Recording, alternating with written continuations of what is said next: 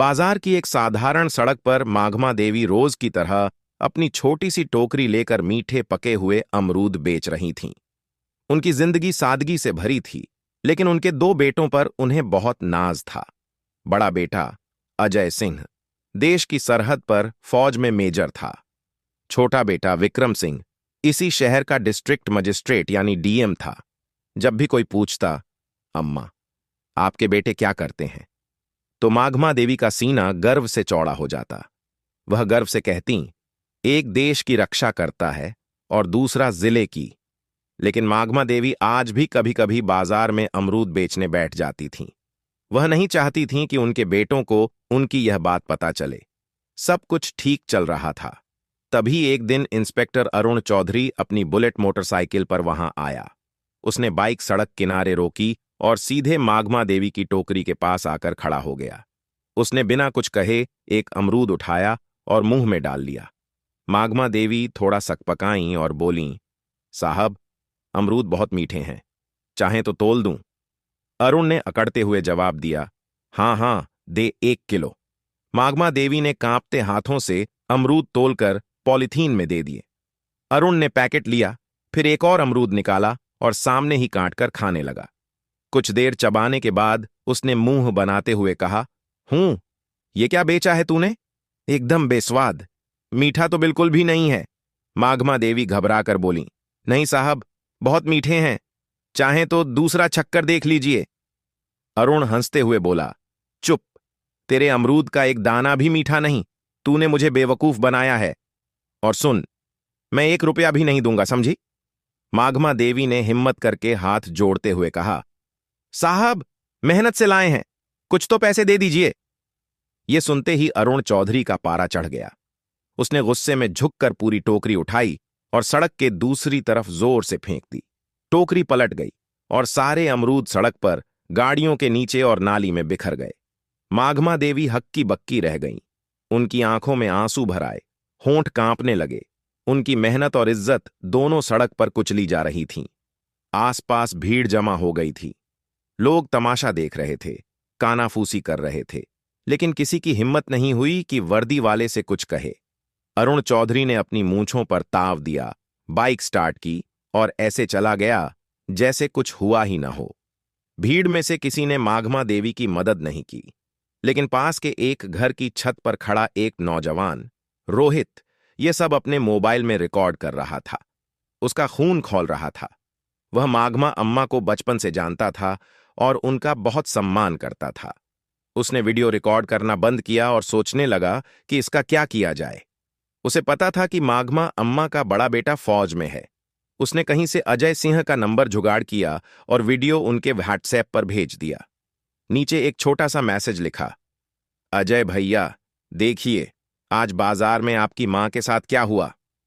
हजारों किलोमीटर दूर बर्फीली पहाड़ियों के बीच एक बॉर्डर चौकी पर मेजर अजय सिंह अपनी राइफल साफ कर रहे थे।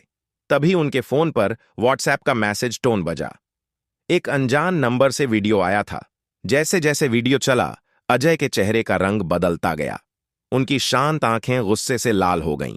जब उन्होंने इंस्पेक्टर अरुण चौधरी को अपनी मां की टोकरी फेंकते देखा, उनके हाथ कांपने लगे।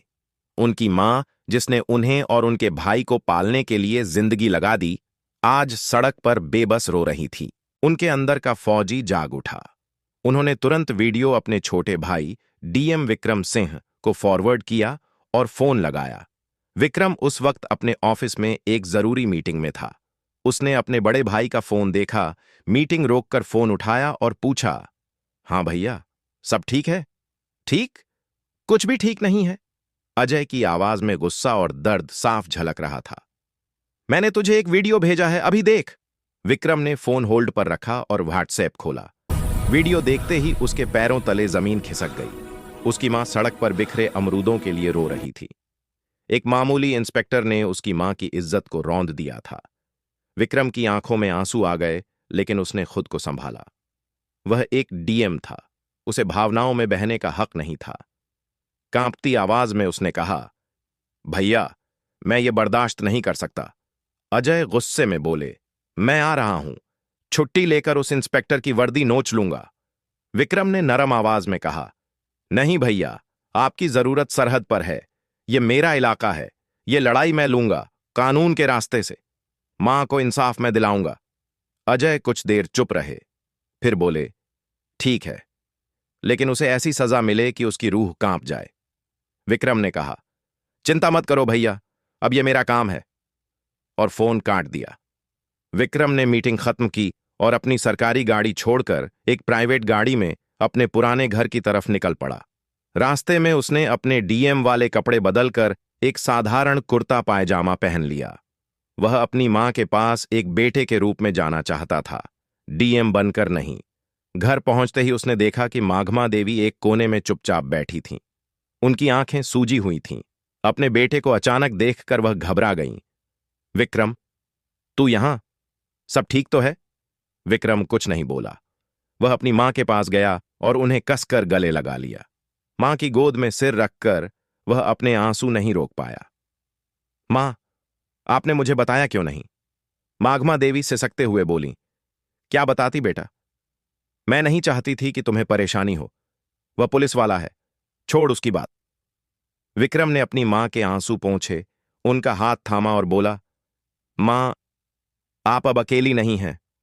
आपका बेटा इस जिले का डीएम है।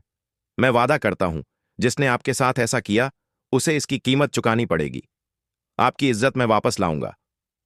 माघमा देवी ने अपने बेटे की आंखों में आत्मविश्वास देखा और चुपचाप उसे देखती रहीं। उस रात विक्रम ने एक पूरा प्लान बनाया। वह जानता था कि अगर वह डीएम बनकर थाने जाएगा तो सारे पुलिस वाले उसके सामने झुक जाएंगे और असली गुनहगार छिप जाएगा। उसे गुनहगार को रंगे हाथों पकड़ना था।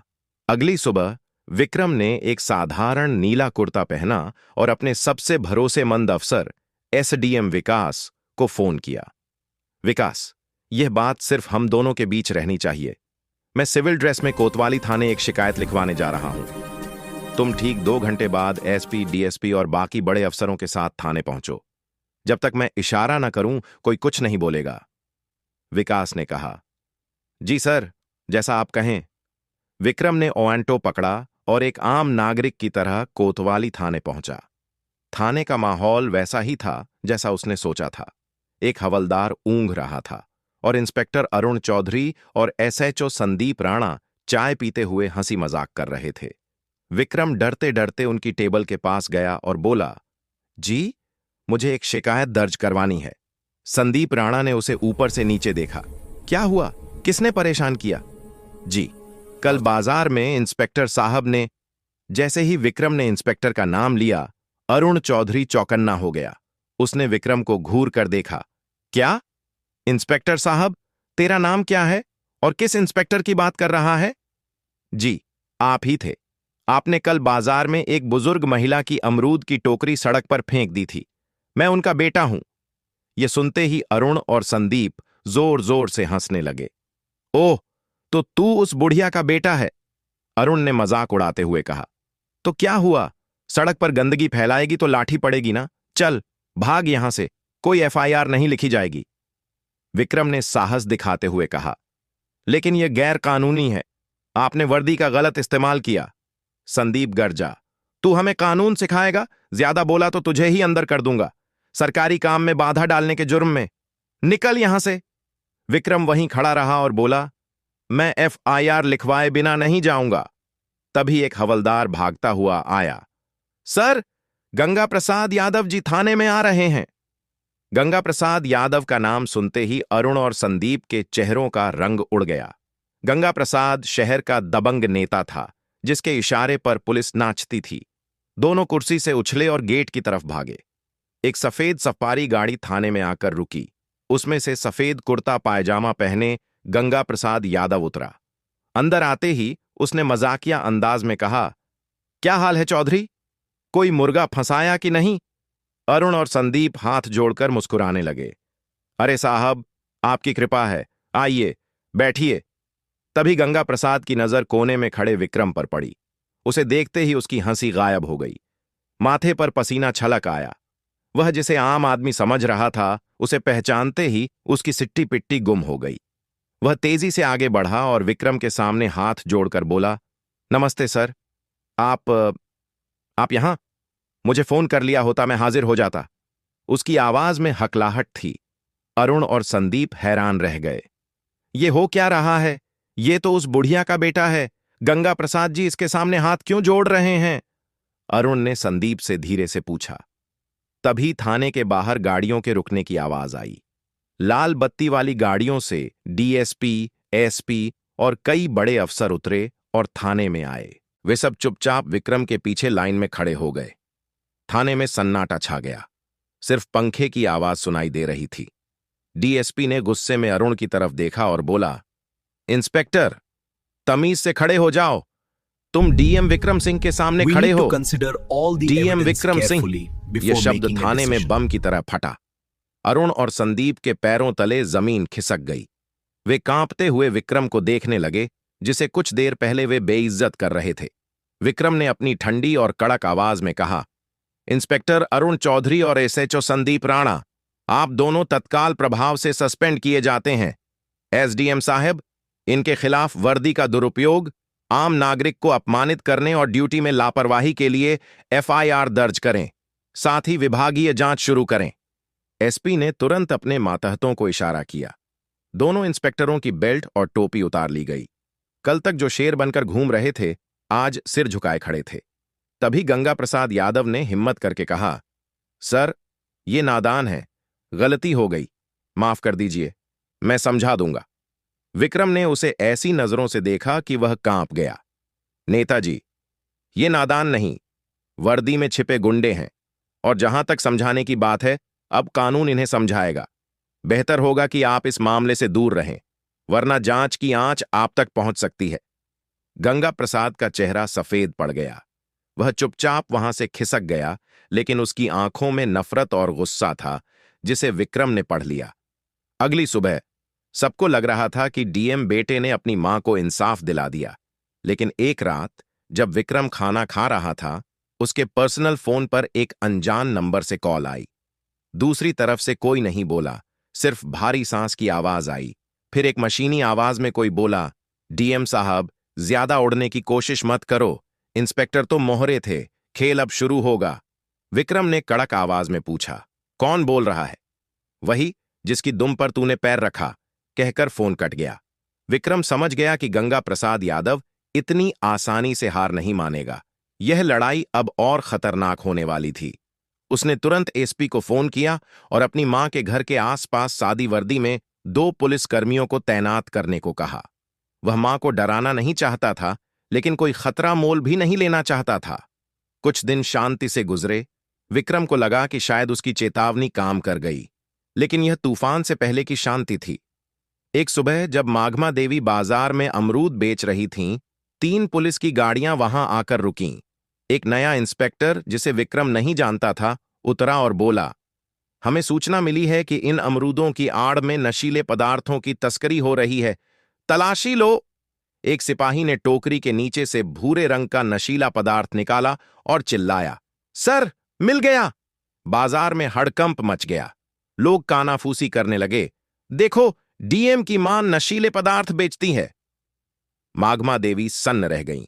वह रोते हुए बोलीं, नहीं साहब, ये मेरा नहीं है, किसी ने मुझे फंसाया है। लेकिन किसी ने उनकी नहीं सुनी। पुलिस उन्हें जबरदस्ती जीप में बिठाकर ले गई। खबर आग की तरह फैल गई। न्यूज चैनलों पर ब्रेकिंग न्यूज चलने लगी।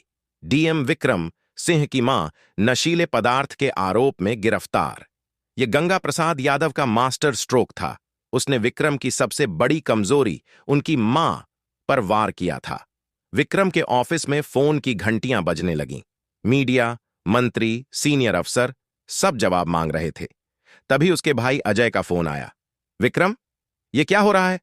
मैं आ रहा हूं, उस गंगा प्रसाद को नहीं छोड़ूंगा। विक्रम ने गहरी सांस ली और स्थिर आवाज में कहा, नहीं भैया, तुम सरहद पर रहो। अगर हम भी उनकी तरह गैरकानूनी काम करेंगे तो उनमें और हम में फर्क क्या रहेगा? यह लड़ाई मैं कानून के दायरे में लड़ूंगा और जीतूंगा। विक्रम ने तुरंत एक प्रेस कॉन्फ्रेंस बुलाई। मीडिया हॉल खचाखच भरा था। उसने माइक संभाला और कहा, मेरी मां पर गंभीर आरोप लगे हैं। कानून सबके लिए बराबर है, चाहे वह आम नागरिक हो या डीएम की मां। मैं इस केस की जांच से खुद को अलग करता हूं। एसपी साहब, एक स्पेशल टीम बनाकर निष्पक्ष जांच करें। मुझे कानून पर पूरा भरोसा है। गंगा प्रसाद को लगा कि विक्रम बौखलाकर गलत कदम उठाएगा, लेकिन विक्रम ने समझदारी से काम लिया। फिर उसने रोहित को बुलाया और कहा, रोहित, मुझे तुम्हारी मदद चाहिए। पता लगाओ कि उस दिन मां की टोकरी के पास कौन कौन आया था। रोहित ने बाजार में पूछताछ शुरू की। 2 दिन बाद उसे एक सीसीटीवी फुटेज मिली, जिसमें एक आदमी माघमा देवी की टोकरी के पास कुछ रखते दिखा। उसका चेहरा साफ नहीं था, लेकिन लोग उसे अरुण चौधरी के साथ देख चुके थे। विक्रम ने एसपी के साथ मिलकर जाल बिछाया। उन्होंने खबर फैलाई कि सीसीटीवी में नशीला पदार्थ रखने वाले का चेहरा साफ दिख गया है। ये सुनते ही गंगा प्रसाद के कैंप में खलबली मच गई। उसने अरुण चौधरी को फोन किया, उस आदमी को ठिकाने लगाओ, वरना हम सब पकड़े जाएंगे। गंगा प्रसाद को नहीं पता था कि उसका फोन पुलिस की निगरानी में था। जैसे ही अरुण और संदीप उस आदमी को ठिकाने लगाने शहर के बाहर पहुंचे, विक्रम और एसपी ने उन्हें घेर लिया। दोनों ने गंगा प्रसाद के खिलाफ सब उगल दिया। अगली सुबह जब गंगा प्रसाद चाय पी रहा था, पुलिस ने उसके घर पर दस्तक दी। विक्रम ने कड़क आवाज में कहा, खेल खत्म नेताजी, आपके मोहरे पकड़े जा चुके हैं और उन्होंने आपके सारे राज उगल दिए। गंगा प्रसाद चिल्लाया, आपके पास कोई सबूत नहीं है। एसपी ने अरेस्ट वारंट थमाया। यहां है सबूत, आपकी फोन रिकॉर्डिंग। गंगा प्रसाद को हथकड़ी पहनाकर थाने ले जाया गया। उसी शाम माघमा देवी को बाइज्जत बरी कर दिया गया। जब वह जेल से बाहर आईं, विक्रम उन्हें लेने आया। मां बेटा एक दूसरे से गले लगकर रो पड़े। अगर आपको ये कहानी दिल को छू गई हो तो इस वीडियो को लाइक करें, अपनों के साथ शेयर करें और हमारे चैनल एकीफा स्टोरी को सब्सक्राइब करें, क्योंकि कहानियां सिर्फ सुनने के लिए नहीं होती, कहानियां महसूस करने के लिए होती हैं।